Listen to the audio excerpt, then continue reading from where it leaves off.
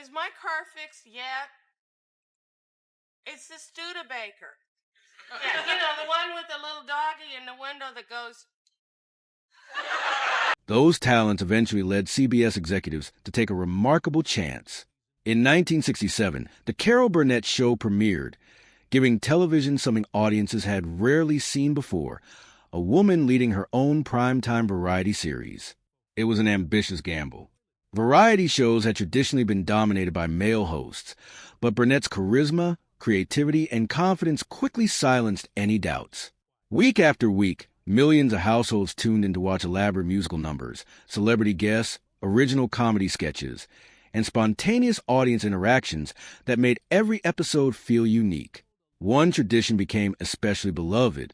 At the beginning of each program, Carol answered questions directly from audience members. Sometimes the conversations were funny. Sometimes they were heartfelt. They reminded viewers that behind the glamorous costume stood someone who genuinely enjoyed connecting with ordinary people. That authenticity became one of the show's greatest strengths. Behind the scenes, Burnett assembled one of television's most talented comedy ensembles. Harvey Korman brought impeccable timing and versatility. Vicki Lawrence evolved from a young performer into one of the show's biggest stars.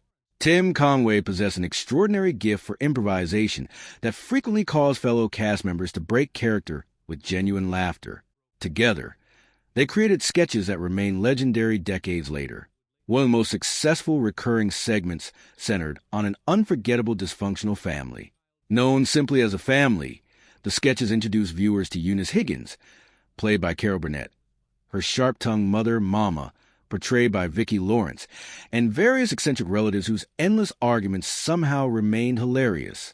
Unlike many sitcom families of the era, these characters weren't idealized. They argued, misunderstood one another, held grudges, and struggled with disappointments. Yet beneath the sarcasm and shouting lived unmistakable love. Audiences recognized pieces of their own families in these exaggerated personalities, making the sketches surprisingly relatable. Eunice quickly became one of Burnett's most complex creations. She dreamed of achieving something greater than the ordinary life surrounding her, but reality repeatedly disappointed her ambitions. She wanted recognition, validation, and success, yet constantly found herself trapped by circumstances beyond her control. Although the sketches usually ended with laughter, there was always an undercurrent of sadness beneath Eunice's frustrations. Carol understood that emotion better than almost anyone. Having experienced poverty, family instability, and years of uncertainty before finding success, she knew what it felt like to chase impossible dreams. She understood disappointment because she had lived through it herself. That personal understanding allowed her to portray Eunice with remarkable authenticity. Rather than mocking the character's failures, she revealed a vulnerable human being beneath the comedy. As the years passed, the Carol Burnett Show earned enormous critical acclaim. It collected Emmy Awards, Golden Globe recognition, character, and more like reopening chapters of her own life that she preferred to leave in the past. The episode reminded her of struggles, disappointments, and deeply personal emotions that comedy had helped her overcome, but never completely erase. That single performance would become the one episode she quietly chose never to watch again, even as it grew into one of the most admired moments of her remarkable career. Before a single episode of Lost in Space became a television classic, there was already an air of mystery surrounding the production.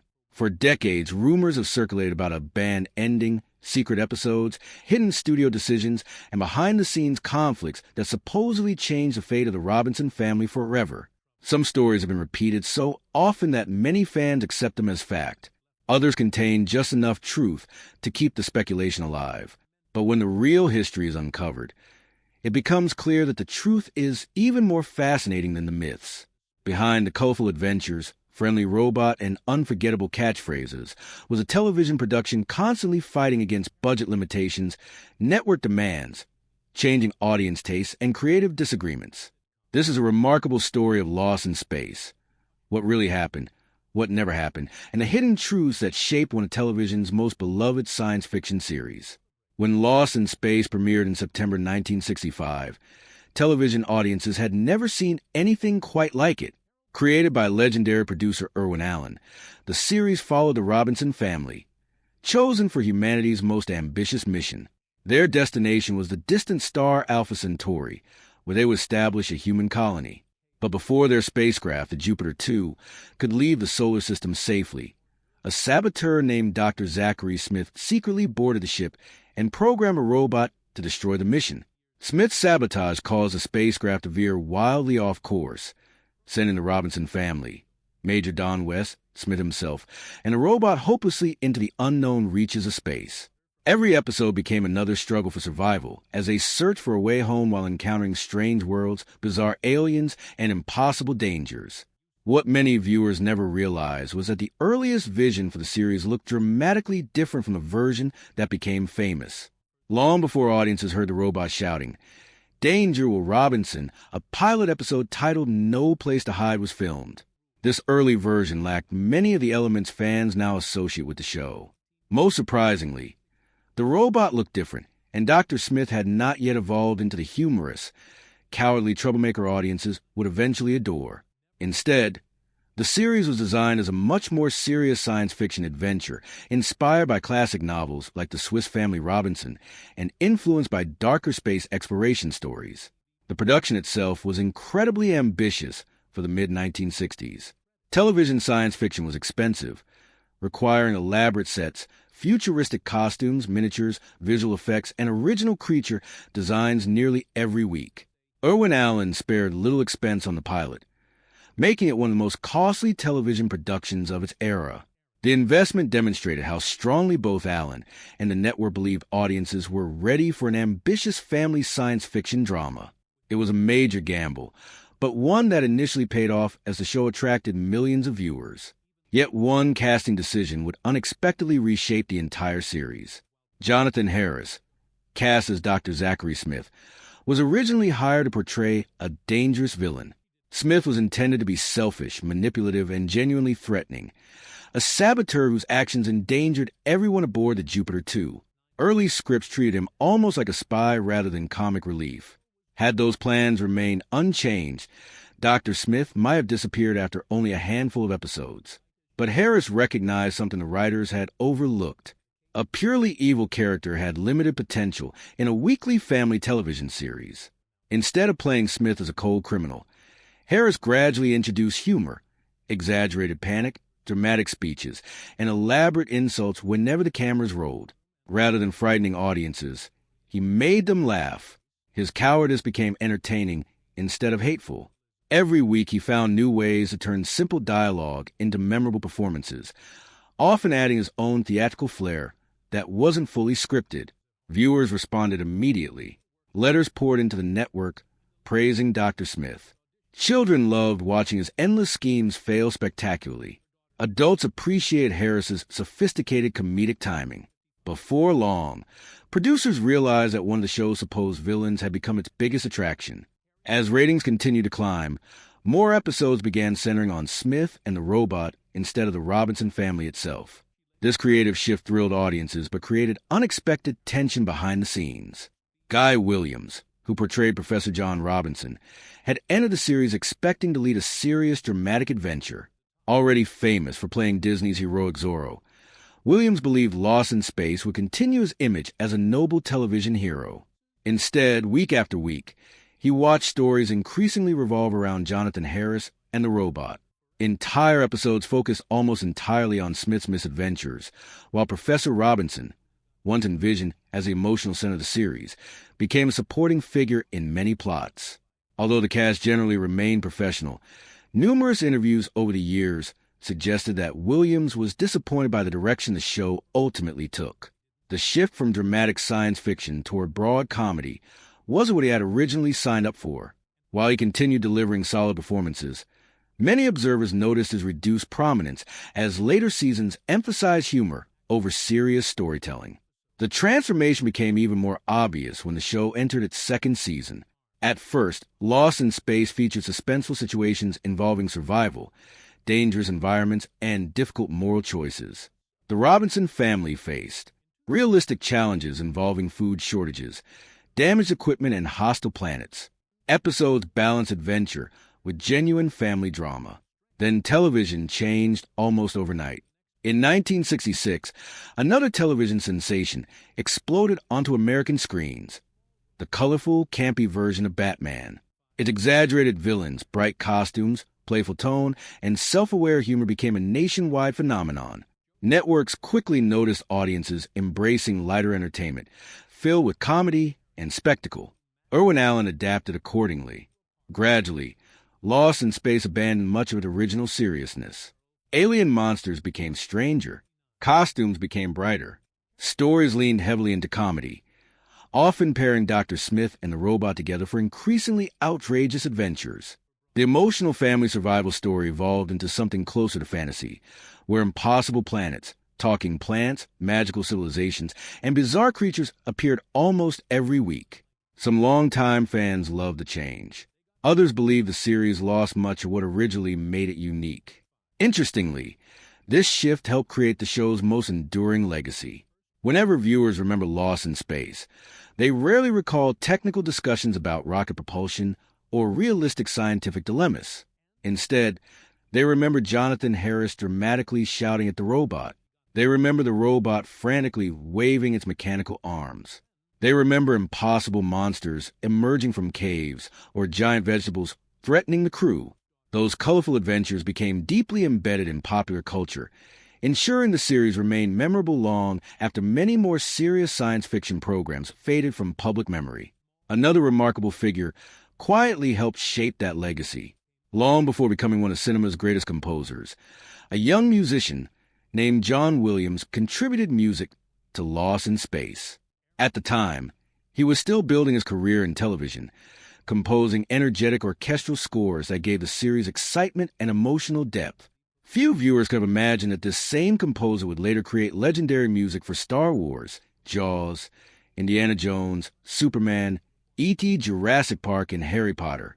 His work on Lost in Space became one of many important stepping stones in an extraordinary career. Even the robot itself became a technical marvel for its time.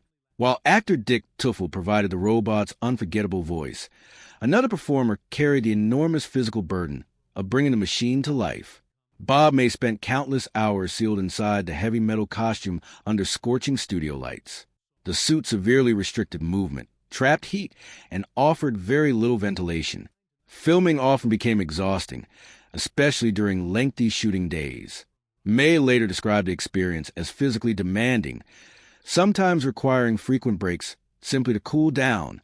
The audience saw only a cheerful mechanical companion, but inside the costume was a performer enduring difficult conditions to create one of television's most recognizable robots. Ironically, despite rarely seeing Bob May's face, millions of viewers formed emotional connections with the robot itself. Combined with Jonathan Harris's unforgettable performance, the robot became one half of television's most beloved comedy duo. As the series continued, however, another mystery slowly began taking shape, one that would survive for decades after the cameras stopped rolling. Fans became convinced that somewhere inside a studio vault existed an alternate ending, a secret finale where the Robinson family finally returned home to Earth. It became one of the most persistent legends surrounding Lost in Space. But was there ever any truth behind that story? The story of the so-called band ending has fascinated Lost in Space fans for decades. According to the rumor, the producers supposedly filmed a final episode in which the Robinson family finally escaped the endless dangers of deep space and safely returned to Earth. Some versions of the story claim the network refused to air it. Others insist the footage was destroyed or locked away forever. It is an exciting mystery and one that continues appearing in fan discussions even today. The historical evidence, however, tells a very different story. No verified production records, surviving scripts, or interviews from the principal cast or production team support the existence of a completed alternate ending. The simple reason is that the producers never believed they were making the final episode of the series. When production wrapped on what became the last broadcast episode, everyone involved expected the Robinson family's adventures to continue into another season. The final episode, Junkyard in Space, was produced like any ordinary installment, ending with the family still stranded among the stars rather than building toward a dramatic conclusion. When the cancellation came, it caught many people by surprise. Unlike modern streaming series that often receive advance notice to prepare a finale, television in the 1960s operated differently. Networks sometimes delayed renewal decisions until the last possible moment. By the time the official cancellation arrived, production had already finished. There was no opportunity to film an ending that wrapped up every storyline or brought the Robinson family home. Instead, the characters remained exactly where audiences had always known them, still lost in space. That reality disappointed generations of viewers, but it also explains why the legend became so popular. Fans wanted closure. They wanted to believe the Robinsons eventually completed their impossible journey. Since the television series never provided that answer, imagination filled the empty space. Another rumor often repeated online suggests the network deliberately hid or banned episodes because they revealed controversial themes or darker storylines. Once again, there is little factual evidence supporting those claims. While some scripts were revised during production, and certain ideas were softened to meet family television standards of the era, no authenticated banned episode revealing shocking secrets has ever surfaced. In truth, the hidden story wasn't on the screen. It was happening behind the camera. Producing science fiction television during the 1960s required extraordinary creativity. Budgets were constantly stretched to their limits. Every new alien world demanded fresh costumes, props, miniatures, visual effects, and elaborate makeup. Although Lost in Space appeared lavish by the standard of its day, the production team often relied on practical tricks to keep costs under control. Irwin Allen became famous for recycling expensive props and costumes across multiple productions. Alien creatures would sometimes reappear with different paint schemes. Spaceship interiors were reused whenever possible. Existing special effects footage often appeared repeatedly throughout the series. Viewers with sharp eyes occasionally noticed familiar monsters returning in entirely different roles. Rather than reflecting laziness, these decisions were simply the economic reality of television production at the time. Weekly science fiction simply cost too much to build entirely from scratch. Ironically, those financial pressures would eventually determine the show's fate. Despite maintaining respectable ratings, Lost in Space grew increasingly expensive to produce. Each season demanded larger budgets, while advertising revenue failed to increase at the same pace. At the same time, network executives began shifting their priorities toward programs that attracted older viewers, who were considered more valuable to advertisers. By its third season, Lost in Space had developed a particularly strong following among children. Young viewers adored the robot, Dr. Smith, colorful monsters, and imaginative adventures. While that popularity created a loyal audience, executives worried the show's demographics no longer matched the advertisers they hoped to attract. Budget negotiations eventually reached a breaking point. Reports from production histories indicate that the network wanted another season, but expected significant cost reductions. Irwin Allen believed further cuts would seriously damage the quality of the series. Neither side was willing to compromise enough to move forward. The result was cancellation. There was no dramatic scandal, no hidden conspiracy, no forbidden ending. Just the difficult business decisions that have ended countless television series throughout history. Still, the impact of Lost in Space continued long after production stopped. The cast members each followed different paths. Jonathan Harris remained closely associated with Dr. Smith for the rest of his life. Rather than distancing himself from the role, he embraced the character at fan conventions and interviews, understanding how deeply audiences loved his performance. His witty personality off-screen closely resembled the theatrical charm he had brought to television, making him a favorite among generations of science fiction fans. Billy Mumy, who portrayed young Will Robinson, successfully transitioned into adulthood as an actor, musician, writer, and voice performer. Unlike many child actors, he built a long and respected career across television, film, music, and animation, while remaining proud of the series that introduced him to audiences around the world. June Lockhart became one of television's most beloved mothers, remembered not only for Lost in Space, but also for her warmth, professionalism, and decades of contributions to American television. Fans continued celebrating her work for generations, and she remained a cherished figure long after the original broadcast ended. Guy Williams followed perhaps the most unusual path of all. Although remembered fondly in America, he discovered an extraordinary level of admiration in Argentina. where his earlier portrayal of Zorro had achieved legendary status. Eventually, he spent much of his later life in Buenos Aires, enjoying a quieter existence far removed from Hollywood. His death in 1989 saddened fans across multiple countries, reminding audiences that the heroic father of the Robinson family had touched far more lives than television ratings could ever measure. As years passed, something remarkable happened. Instead of fading into obscurity like